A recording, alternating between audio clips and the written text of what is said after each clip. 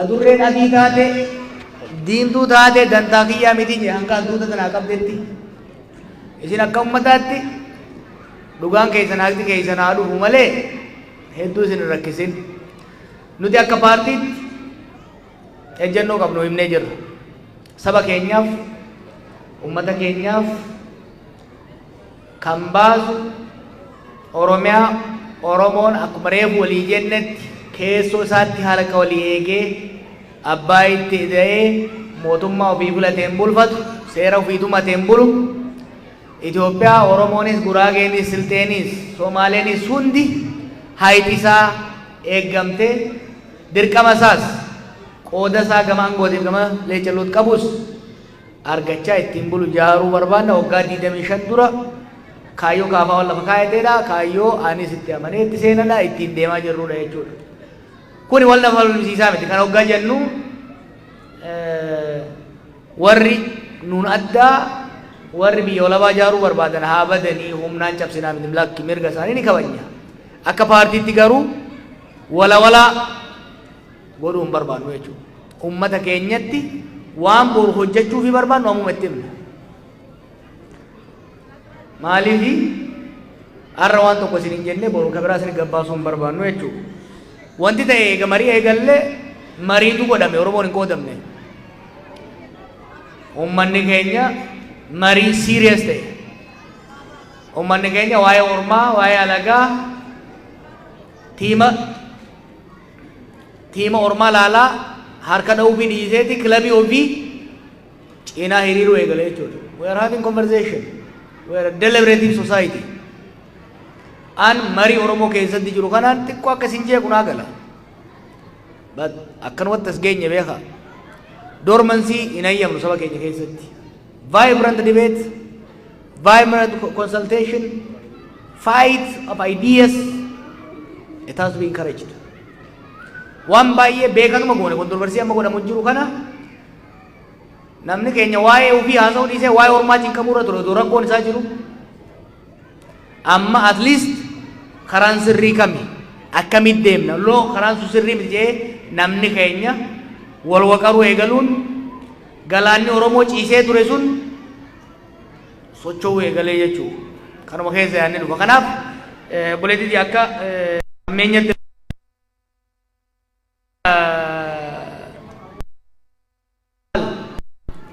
nu ka barbaannu anis kan hin barbaadu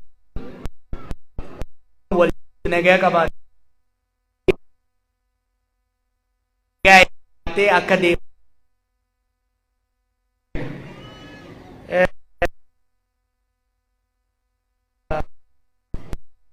nyaasumaan anjee obboleessa kiyya gaafii barbaachisaa kaafte dhugaadha marsaa kanarratti amma dur hin dubbanne maaliifi gammachuun qaba namni keenya at least waldaa hawaasaa almost magaalaa jiru hundatti ijaarratee jira charchis ni qaba masgiidas ni qaba kun hin turre waggaa 10 dura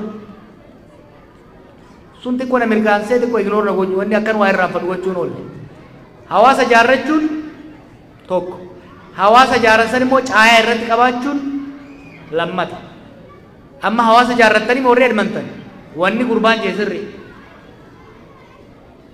galma waldaa hawaasaa oromoo edmantan qabaachuun akkaan barbaachisaadha anis waan danda'e isin biraan dhaabadha galma ijaarrachuu qabdan bara dhufutti galma tokko ijaarrachuu qabdan jechuudha warra kaalgaarii guuzoo yaammadha silaa guuzoo waliin baatanii galma tokko ijaarrachuun hawaasa kanaaf hedduu barbaachisaadha baga yaadachiifte waan dandeenyen hawaasni keenya dura jaarmaya hawaasaa ijaarratee itti aanee immoo caayaa tokko ijaarrachuun hedduun barbaachisaadha yaada bareedaa kaafte oromiyaa malee Itoophiyaan jeeni lachuun hin jaa oromiyaas nan jaa Itoophiyaas nan jaa lamaanuu oromiyaan tiyya Itoophiyaan teenya oromiyaan tiyya Itoophiyaan teenya reero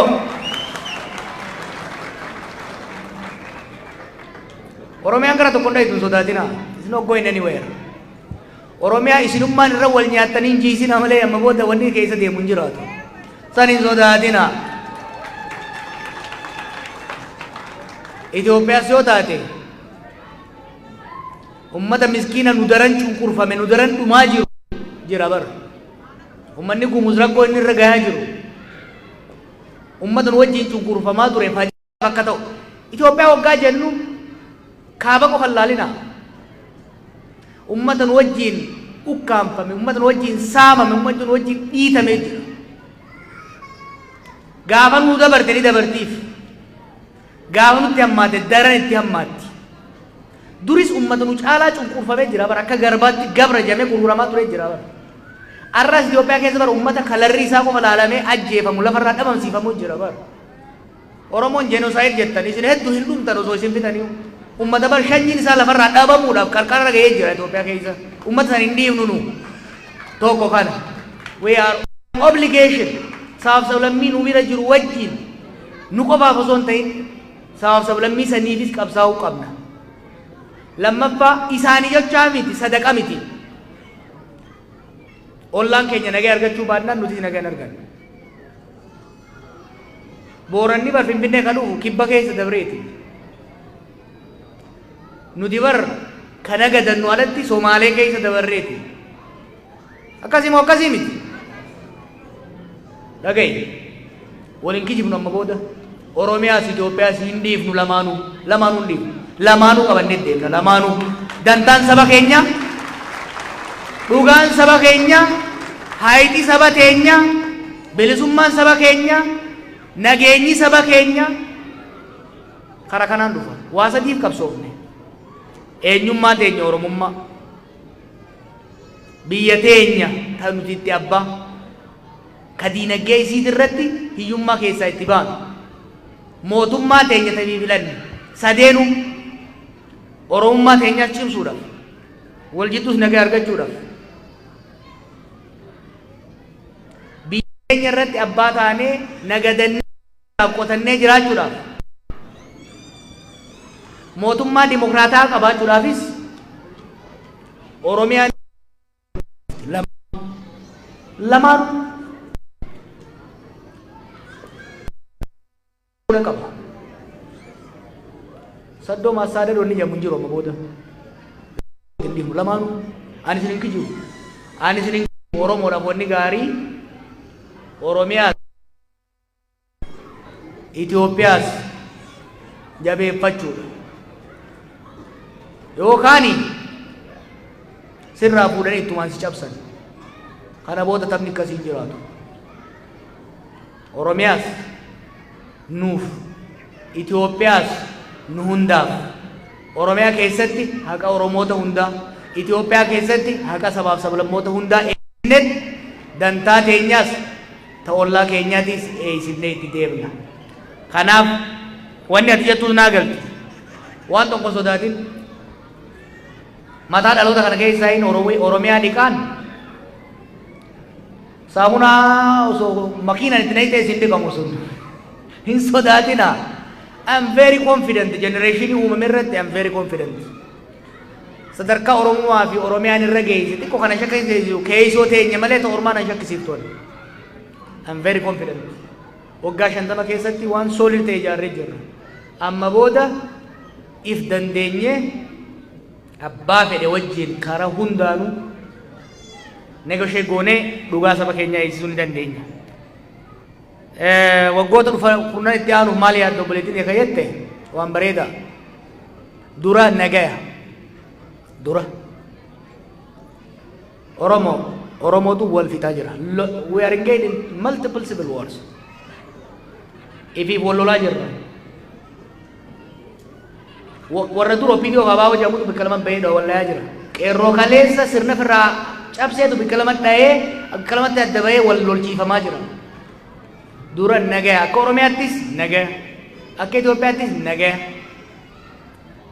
dura nagaya itti aansee araara itti aansee negotiate goona akka Itoophiyaatti deengatti dhiyeessaatiin ture akka Oromootu negotiate goonuu qabna haqa walii eeguudhaaf sirna akkamiitiin deemna haqa akkamitti walii eeyna dhugaa akkamii walii galchina kajew we will negotiate abbaan fedhe abbaan mootummaarra jirus negotiation malee amma booda biyya san isinitti immoo Oromiyaanis Itoophiyaanis amma sirna abbaa irreetis lolas qabattee deemuu hin dandeessu.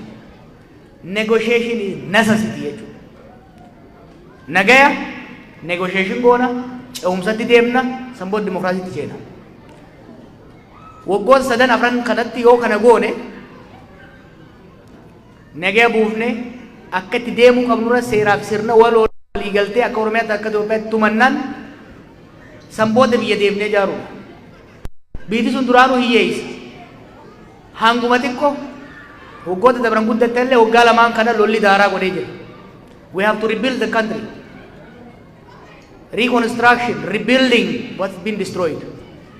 Namni keenya nagaa wal qixxuutti agarraan humna keenya kan lolarra qisaasamaa jiru kana barnoota irra bobbaafne tangible skills qabaate human labor export. So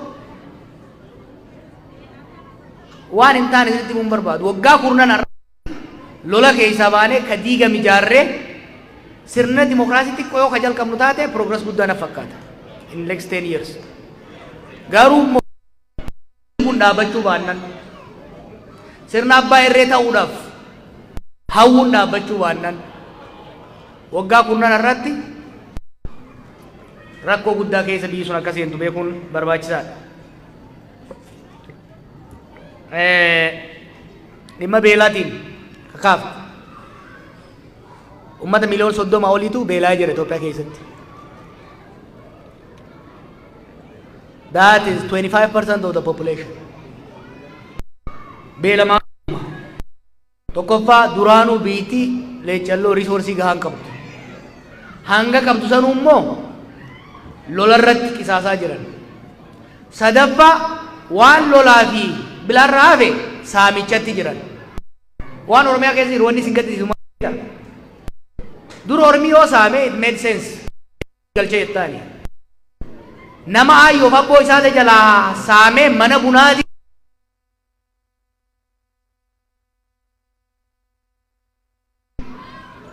Corruption. Rakkoon beelaa hanqina rooba qofa miti. Complete mismanagement. Civil war keessa jirti biitti. Administratively baay'ee dadhabdee jirti. Dinagdeen biyya keessaa kufee jira. Alaawwanni dhufu hin jiru. Kun hundi waggaa walitti dabalame rakkoo hammeessaa jira. Rakkoo kanarraa aanuudhaaf jaarmeewwanni addunyaa hirmaachuun dirqama. Waa'ee lolaa wanni dubbannuuf kaabatti baatii 5 baatii 6 dura rakkoo akkanatti ture. Addunyaan dirmatteetti dhiibbaa mootummaa irratti illee gootee gargaarsi dhaqu jira. Oromiyaa keessa almost nama miliyoona 2 ol ta'u jira namni ka bakka bonaatii fi ka gammoojjii Baaleetii fi Booranaatii fi Harar keessanii jechaan jiru. Namni Wallaggaa fi Shawaa Lixaatii fi Shawaa Bahaa Shawaa Kibba Lixaa keessatti namni beelaa jira bara. Maaliif hin qotanne namni keenya. Azmaraa 4 3 hin qotanne namni keenya. Ka qotate banne Oromiyaa keessatti. Naannoo naannoo Shawaa Kibba Lixaa Shawaa Bahaa Shawaa Kaabaa Saraa bara Wallaggaa afran hin qotanne Gujiin hin qotanne walitti hin sassaabanne namni ka'ee manni irraa gubatee buqqa'ee deemee buqqa'uu rakkoon at least kaabatti gargaarsi dhaqaa jira. Keenya buqqa'uun isaatu beela'uun isaatu recognition argataa jiru addunyaa irratti. Kanaaf nuti lolli kun dhaabbatee gargaarsi nama keenyaaf ga'uu danda'u qaba. Walitti qabaa isin jechuun balama fa'aa walitti qabuu dandeessan. Aannan hin ga'u. Gargaara nama keessan garuu realistically jaarmeeyonni UN jaarmeeyonni USAID warri Kaanadaatis warri kunis saffisaan akka seenan dhiibbaa godhuu qabnaa godhaa jiru. Humanitarian access has been blocked to Oromia. Recognize yung godhamne bara. Namni keenya xiqqoo dhaggeeffadhaa waan jechuu jiru. Lolli kun hanga isin yaaddanii ol ummata keenya devastate godhee jira. Kanaaf mootummaa irratti kara jaarmoota alaatiin dhiibbaan godhame naannoo lolli nama buqqaase kanatti humanitarian truce godhame sun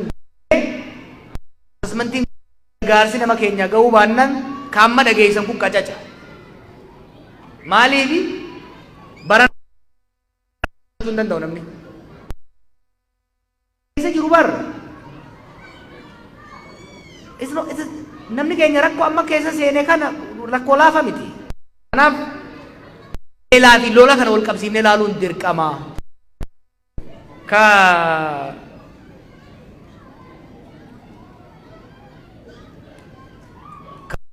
Rootiin immoo karaa kaafaa hotiin kayyattu yeroon hojii isaa buusee jira. Oomishota hangam irratti Oromoon maaliif hiree isaatti fayyadamuu dadhabee? Maaliif nuti ce'uu dadhabee? Aangoo keessattuu amma aangoo dhugaasaa maaliif argatu dhabe? Waan hin qophaa'iniif. Psychological inqophoofne, organizational inqophoofne. Kanaaf siyaasaa cimaa jaarrachuun barbaachisaadha. Jaarmaya siyaasaa cimaa hoggansa ittita imaammata taliila ta'e tarsiimoo bilchaanoo Oromiyaa fakkaatu.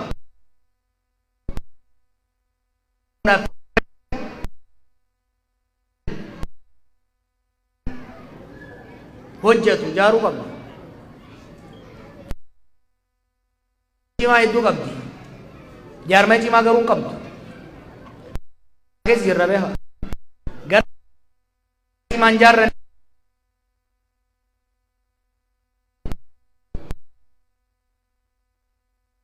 the haves and the have nots. Warra aangoo irra jiruu fi warra aangoo irra hin jirre. Warri aangoo irra jirus jaarmaya hin qaban. Jaarmaya cimaan jaarra. Kanaaf fuulleffannaan keenya cimaa akka ta'uu qabu jaarmaya cimaa strong institution jaaruu irratti jaarmaya siyaasaa akka hawaasummaa mataa dhufaa jira. The next task challenge itti aanu anaafis hundaafis jaarmaya cimaa jaaruu kanaaf kaafaa'utti seene. Gallee jirra. Raacitii isaa bu'uura isaa tolchaa deemaa jirra. Waggoota isaanan keessatti amma namni baay'een waa'ee masirna kuffisuu irratti sirna kuffisuudha qaba. Booda kana booda wanni ol ba'e gadaan oolamu sirni kunis kufuun isaan oolamu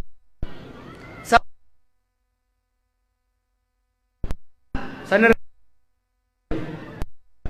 ollaan hidhatee jira nullee akka jira irraa akka kilaashiitti Oromootu harkaa qaba. Garuu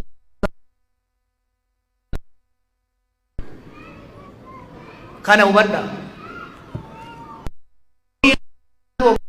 Kilaashii marroo dirribaatu hoggana lachuu wal dha'u jira. Akkasii moo akkasii miti? Namni wal kijibuu barbaada. Wanni Oromiyaa gaagaamaaf saaxilaa jiru humni lama hidhatee wal dha'uu isaati. Ani obbolaa lama kan hidhatee wal dha'uu malee. Kanaaf wanni dhiisa harkaan barbaachisu harkiin barbaachisu dhiisa. Osoo taatanii gamaa gamana harkatti dha'uun hin barbaachisu. Kanaafi ijoolleen bosona gagalte dhiibamteeti. Waboo amma jiru kana marroo caalaa kan dhiibee bosonatti galchee warra aangorra jiru. Marroo fi Abiy Ahmed negotiate godhuu qaban. They must negotiate.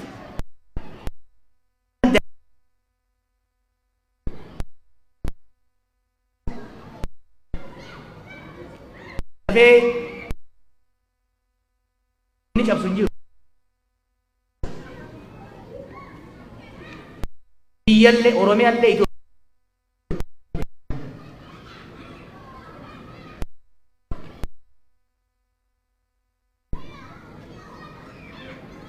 Oromoon hidhatee jira walirratti hidhatee malee. Oromoon hidhataa jira walirratti hidhataa jira malee. Nu malee ka walirratti hidhataa jiru naannoo sanitti.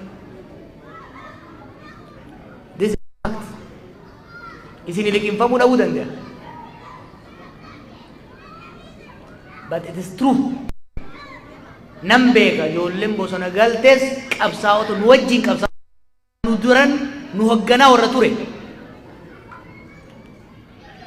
warri har'a jeneraalota ta'ee bifa adda addaatiin deemus hedduu quuqama qabu gara isaanitti lachuu dantaa Oromoo hin ajjeesu jechuudha. Wallolli isaanii gara Oromoo qofa san ta'e Oromummaa fi Oromiyaas jigsuu danda'a jechuudha.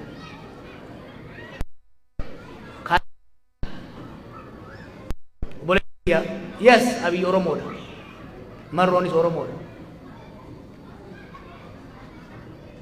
Siyaasaatu adda baase furmaanni jiru siyaasaadha jennee amanna.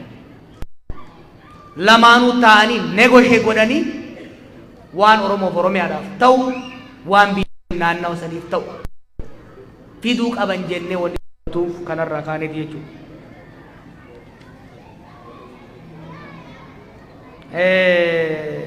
Mootummaa Oromoo jette no 2018 irratti anaaf nama hawwa qofa barkaa biyyiin morme isinumaa miti ka ililbeedhaan dachii dhiphisaa ture har'a alagaa ta'e gaafas Oromoon har'a alagaa ta'e yes boonurraa usni hinaafte ni bololte warra naan jechaa tureetu har'ammoo waan biraa jechuu barbaada no nama Oromoodhaatiitu hangoorra jira mootummaa Oromoon jenne mootummaa Oromoo ka Oromoon qubaan filate qubaan buuftu qofa mootummaa Oromoo ka jennuun achirra hin geenye garuu kana liqimsuun barbaachisaadha sirni ammaa kun ka dura irraa adda tooftaa kaleetiin irra qabsaa'uunis hin danda'e karaan ittiin deemamuu qabu maali